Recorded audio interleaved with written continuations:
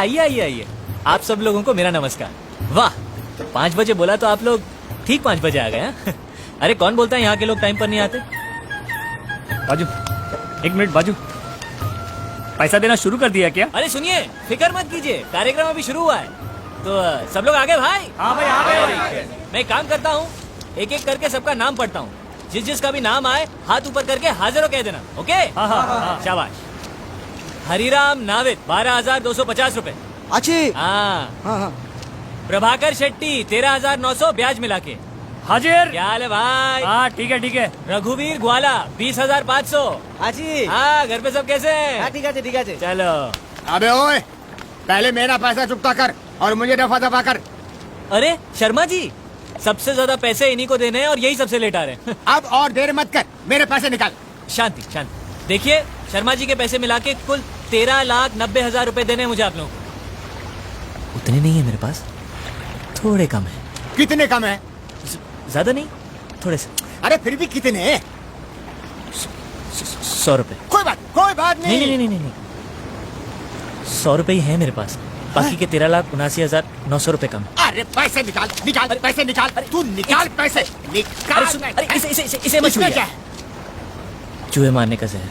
चूहे मारने का जहर? अब वो क्या है कि पोटेशियम साइनाइड खरीदने की औकात नहीं है ना मेरी, तो यही लेके घूम रहा था, क्या पता कब जरूरत पड़ जाए। अरे हट! मैं जानता था आप लोग मुझे चैन से मरने भी नहीं देंगे, लेकिन फिर भी मुझे आप लोगों से कोई शिकायत नहीं। कभी ना कभी आप सब ने मेरी मदद ही की। मैं भी आप लोगों को धोखा नहीं दूंगा, आप सबकी पाई चुका दूंगा। क्या करूं, मैंने जो भी धंधा शुरू किया सब में मेरा नसीब फूट गया। आखिर में पटाखे की फैक्ट्री खोली, वो नहीं फूटा। तो फिर बस वो फटाका बेच के हम सब की उधारी चुका दो। अरे फूटा नहीं मतलब पटाखा नहीं फूटा, तो कहां से दूं आपके पैसे? मेरे पिताजी कहते थे, बेटा तेरा नाम Guinness book of world records में जरूर आएगा। ठीक ही कहते थे। इतनी छोटी उम्र में इतना बड़ा कर्जा लेने वाला मेरे सिवा दुनिया में दूसरा कोई नहीं होगा, लेकिन मैंने ये सब जानबूझकर नहीं किया। हालात ही कुछ ऐसे थे। अब मेरे पास 2 ही रास्ते, या तो आप लोग मुझे 5 साल की मोहलत दे दीजिए, नहीं तो मुझे समुद्र में कूदकर अपनी जान देनी पड़ेगी। ये होशियारी मेरे सामने नहीं चलेगी। यदि तू समुद्र में डूब के जान देगा ना, तो मैं पैसा हंसी खुशी छोड़ने के लिए तैयार हूँ। इतनी हिम्मत है तो कूद जा समुद्र में। कूद जाऊंगा। मैंने अपने नाम पर एक बहुत बड़ी इंश्योरेंस की पॉलिसी ले रखी है, उससे आप सब लोगों का पैसा वापस हो जाए, लेकिन उसमें मुझे आप लोगों की थोड़ी सी मदद चाहिए। इंश्योरेंस एजेंट से कहिएगा कि मेरी मौत एक हादसा थी, खुदकुशी नहीं। आप लोगों से बात करते करते मेरा पैर फिसल गया और मैं पानी में गिर गया। पैसा मिलते ही पिताजी आप सब लोगों की रकम लौटा देंगे। ए भाई, बेकार के बात छोड़ और पैसे देने के बारे में कुछ बात कर। हाँ? नहीं तिकड़म बेटा जीत, ये खेल हमारे साथ मत खेल। सिर्फ यही एक खेल बचा है मेरे पास। ऐसा नहीं है कि मुझे जीने की ख्वाहिश नहीं है, लेकिन और कोई चारा ही नहीं बचा। जो लोग मुझे पास से जानते हैं वो समझ जाएंगे मेरा फैसला गलत नहीं था।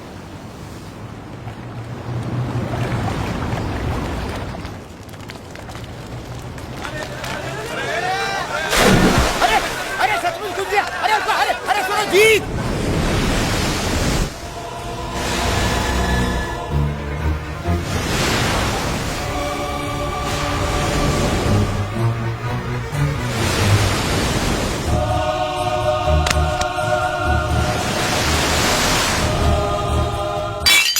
कोस्ट गार्ड से कोई इन्फॉर्मेशन आई क्या? जी नहीं।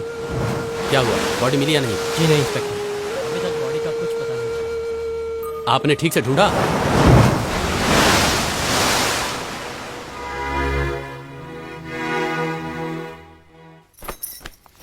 पिताजी, आपसे मिलने कोई आया है।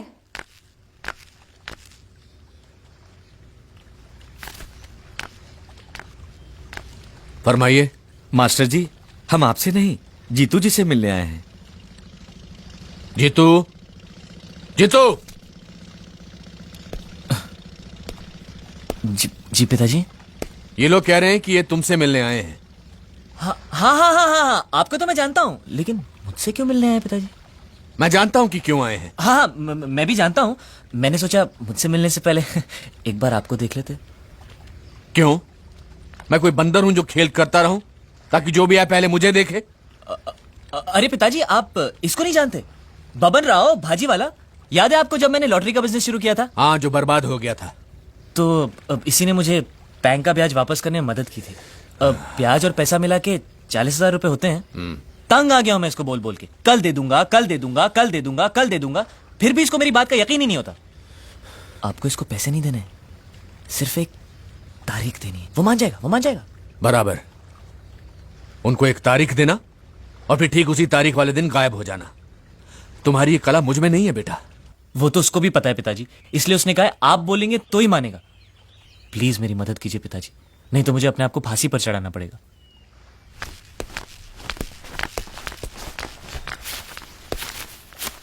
हाँ भाई लोग, तारीख नहीं दे रहे हैं, पूरे पैसे चुका रहे हैं। ये लो रस्सी, गले में बांधो और लटक जाओ। तुम्हारी बड़ी बहन बिन ब्याह घर में पड़ी हुई है। ले देकर एक घर बचा है जो तुम्हारे कर्जों की वजह से गिरवी रखना पड़ा, और तुम्हें मुझसे और मदद चाहिए? क्या मदद करूं मैं तुम्हारी? जाओ, डूब जाओ कहीं जाकर, ताकि हम और तबाही से बच सकें। जाओ।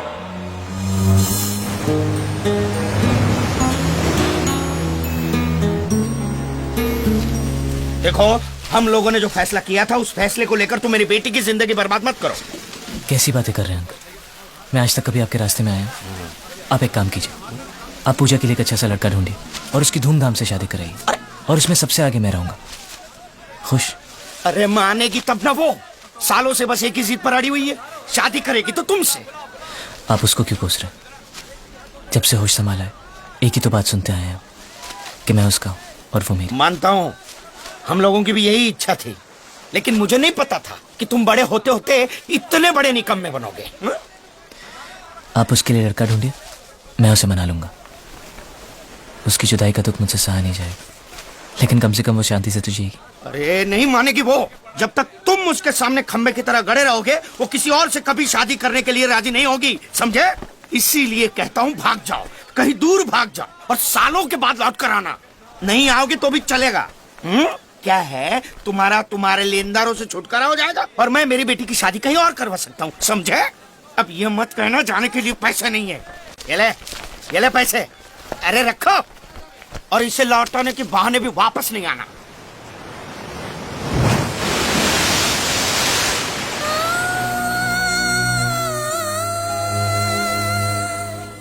वोट फॉर राजा भाऊ, वोट फॉर राजा भाऊ, वोट फॉर राजा भाऊ, वोट फॉर राजा भाऊ, वोट फॉर राजा भाऊ, वोट फॉर राजा भाऊ। अरे तुम इस मोर्चे के साथ कैसे है?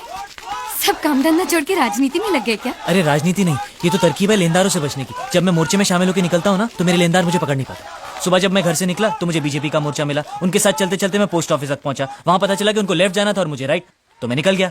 इतना इंतजार करने के बाद मुझे कांग्रेस का मोर्चा मिला, तो जाकर तुम्हारे पास पहुंचा हूं। ओह गॉड। कभी तुम इस मोर्चे में शामिल होते हो, कभी उसमें। ये मोर्चे वाले तुमसे कुछ कहते नहीं है क्या? कहते हैं ना, वो जो कहते हैं मैं भी वही दोहरा देता हूँ। तंग आ गई हूँ मैं तुमसे। वो सब छोड़ो, इधर आओ मेरे साथ।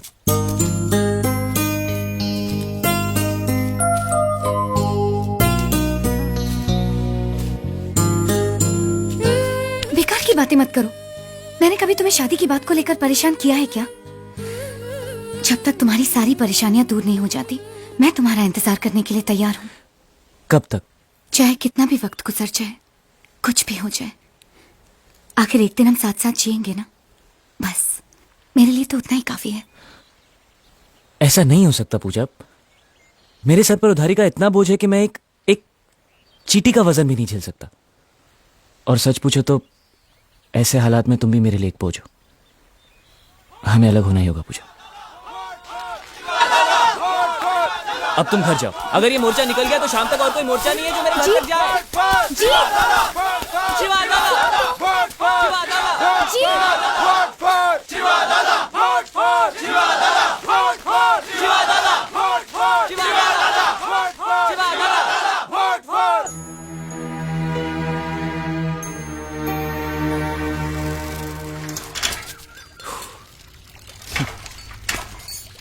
कभी इस घर के लिए एक हफ्ते का राशन भी लाए हो? अब ये बात पिताजी मुझसे नहीं कह सकते माँ। ये लो 1 हफ्ते का राशन और उसके साथ पकाने के लिए सब्जी वगैरह। तू मच्छी लाया है? क्या माँ, मैं नहीं जानता कि इस घर में मच्छी नहीं बनती। फिर ये मच्छी की बदबू? हाँ, वो मैं मच्छी की मार्केट से जा रहा था तो वहां पर वो टोकरियां लेकर उठाते हैं ना लोग, तो 4 मैंने भी उठा ली, ऐसे ही जस्ट फॉर अ चेंज। बेटा तुम ये सब? कौन सा ये काम मैं रोज रोज करने वाला हूँ। आप खाना बनाइए, मैं फटाफट नहा कर आता हूँ।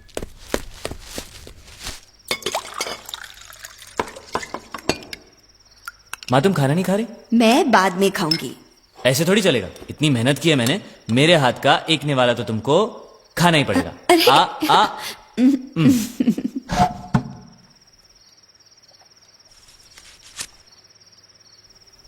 क्या हुआ तुझे बेटा?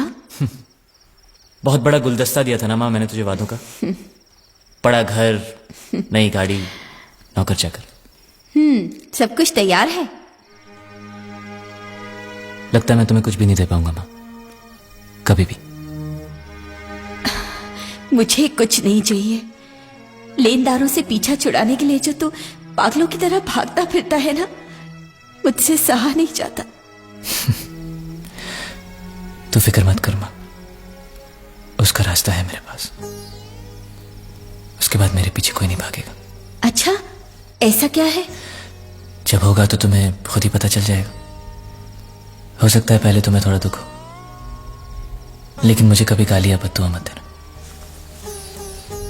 और पापा का गुस्सा ठंडा हो जाए तो उन्हें समझा देना कि जीतू पूरा लड़का नहीं था।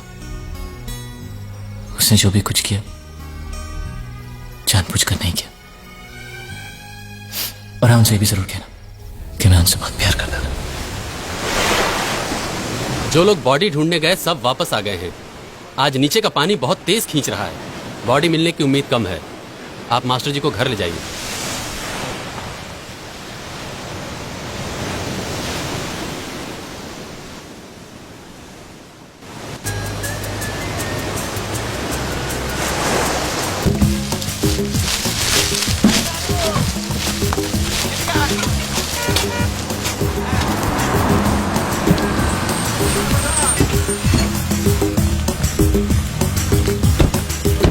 ए राजूबा, जईने गोती काट पहले गुंडिया ने। ओई देख मुच्चर गुजराती को। लेकिन ये नेता जैसा कपड़ा पहन के यहाँ क्या कर रहा है? मांस खरीदने आया होगा। मुझ पे चेहरा या चेहरे पे मुझ समझ में ही नहीं आता है। ए गोलकी ना, ये मूछ तेरे बाप के खेत में नहीं उगाई है। अरे इनको तो हिंदी भी आती है। अरे तुम लोग इन्हें जानते नहीं क्या? नहीं। ये प्रभात सिंह चौहान है कौन लोग हैं ये, क्या कर रहे हैं यहाँ? साहब। ये नए नए लोग हैं, अभी अभी आए हैं, इसीलिए आपको जानते नहीं हैं। हम लोग गुजरात से हैं तो क्या हुआ, 2 पीढ़ी से कलकत्ते में झक नहीं मार रहे हैं। हिंदी क्या, हम बंगाली भी तुमसे ज्यादा अच्छी बोलते हैं। बाबा टैगोर के श्लोक सुने हैं? नहीं, वो तो नहीं सुना हमने, लेकिन शाम होते ही हमारे बाबा बेवड़ा पी के जो गाली बकता है, हमने तो बस वही सुना है। छे, तुम लोगों से बात करना ही बेकार है। अच्छा ये बताओ कि तुम लोगों में से किसी ने उस पैसा खाओ गुंडिया को देखा है? उसने आपके पैसे अभी तक नहीं लौटाए। वो इस बार मुझे दिखाई दे गया ना, मैं तो उसे जिंदा जला दूंगा। वो यहीं कहीं होना